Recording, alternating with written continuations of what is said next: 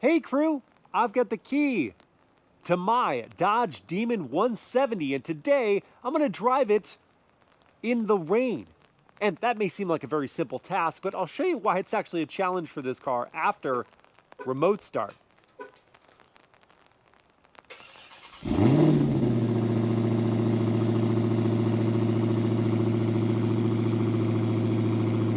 There it is.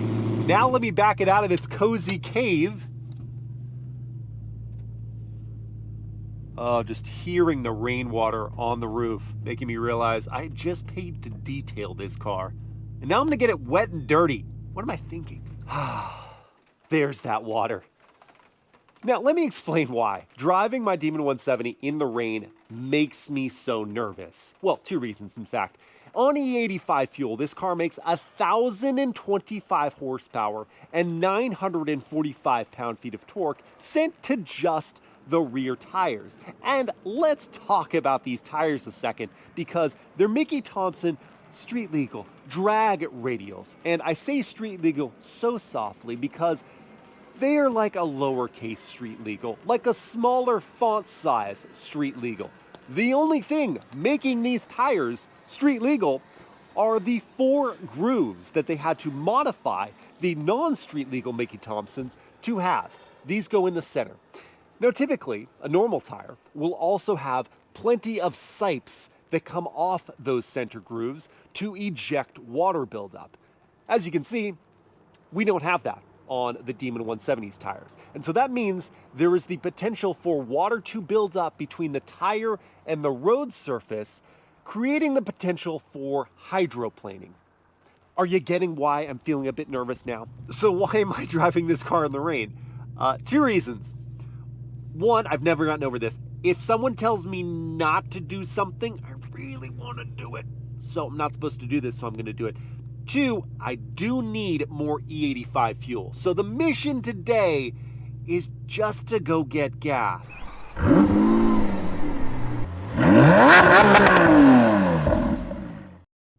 But before I start on that journey, I just want to hobble around the corner to get to a place with some space to see just how easy it is to break traction in this car. All right, I've got some space to my left. I'm going to turn traction control off. I have to hold this button for like 5 or 6 seconds for it to actually kick off. There it is. And now I just am going to experiment with a little bit of throttle. Okay, and I'm sliding. That was an 1/8 of throttle input. Okay, that is effortless. It's effortless to lose grip. It's fun too. I just want to see. Okay, so turn the wheel, maybe I get on the throttle. Oh, I'm sliding. I'm sliding right now. Just sliding. Okay, all right. So I don't know how to put in less throttle input than that. The only idea I have is to idle when turning. So turn and just take my foot off the throttle completely and idle. That appears to be the only way to safely make a turn in the 170 in the wet. And it's not like a deluge. It's just some water.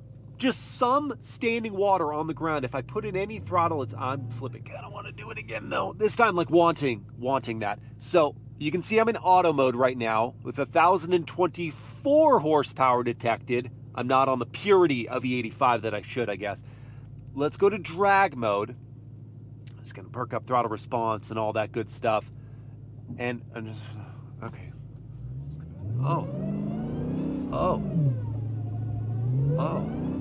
Oh, that's so easy. I liked it a lot. I have to go now. Okay, so I've done some things. I went back into auto mode. I turned traction control back on. That warning light is just because the front right tire is a little bit low on pressure. Oh, and then I turned the right door mirror back down because I had left it up when I put the car in the garage. But because the 170 doesn't have any sort of eco mode or low power mode, there's no way to cut down from 1,025 horsepower. That's just what I have to work with. So even if I'm not in drag mode where throttle response is instant, I have to be so careful with my tip-in. Feels squirrely.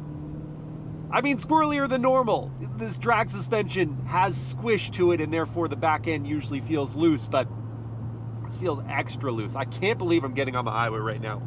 I told myself, I'm like, just go on city streets. No, I'm getting on the highway. And everything feels okay. If I see standing water, I'm not sure what I'm gonna do. For now, I'm just gonna keep it at this speed. It's like I'm driving on ice. I have to go back to my East Coast days. You just do everything very slowly. Change lanes, slowly. Brake and accelerate, smoothly. Nothing urgent, nothing at all. So far, so good.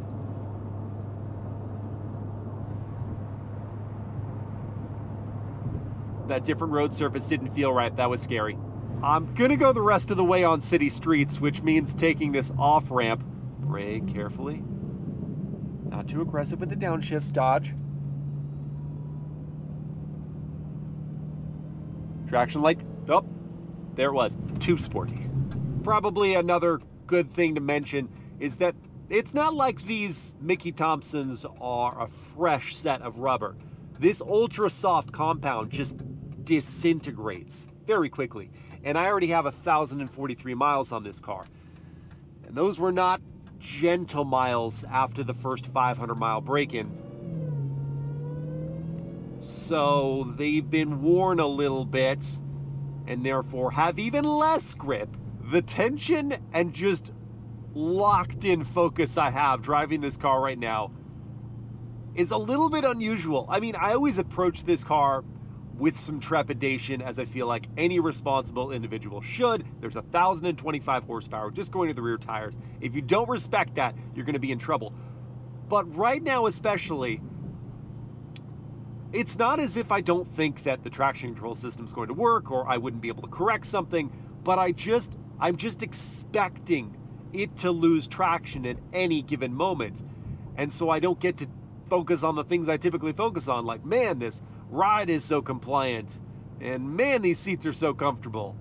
I'm just zeroed in. But in the interest of science, we should experiment. How easy is it to freak traction control out? So typically I accelerate at an 1/8 the throttle. Okay, that was a 1/6, and I lost grip. I've been making turns at 15 miles per hour. Let's try one at 25. Oh, there it is. For science, just once more. Okay. I got it now. I think I've concluded the test. As more water has fallen from the sky, the dynamics of the Demon have gotten sloppier. Thankfully, the fuel station is right here. I didn't die. So there we have it, folks. You can drive the 170 in the rain as long as you treat it like a bear. You just don't poke it. And this is what I drove out here for. E85, priced at $2.99 per gallon for 18.5 gallons to refuel the Demon. It's gonna cost me 55 bucks. Fuel, check. But let's be honest, the drive to the fuel station was kind of a warm-up. There wasn't all that much water on the ground or falling from the sky, but conditions have changed. There is quite a bit that is soaking the road and more that's coming down. So under these big boy rain conditions, I want to see if the 170's stability and traction situation on these tires has changed. And to make things more interesting, I've turned traction and stability back off. Let's start with trying to turn right. Very basic here. Go to the brakes, turn in, apply just a little bit, and step out. Let's check in on those brakes. There's a red light coming up, but just for safety's sake, I'm gonna step on the brakes right about here. They still work. Good, I really hoped they would. Now let's try a U-turn. Turn the wheel and just dabble on the power. and have just a little ice skating. It's great. Now I'm at a stoplight. Light's gonna go green. I'm going to accelerate away. Oh, no. No, I'm not. At least not for a while. So I learned what I pretty much already knew, which is the Demon 170 in the rain is a frightening proposition. If you're dumb like me. If you're smart, you leave traction on, you drive slowly, you're gonna be just fine. I hope you guys have enjoyed this video. I will see you again next time, and I'm gonna sign off with some donuts.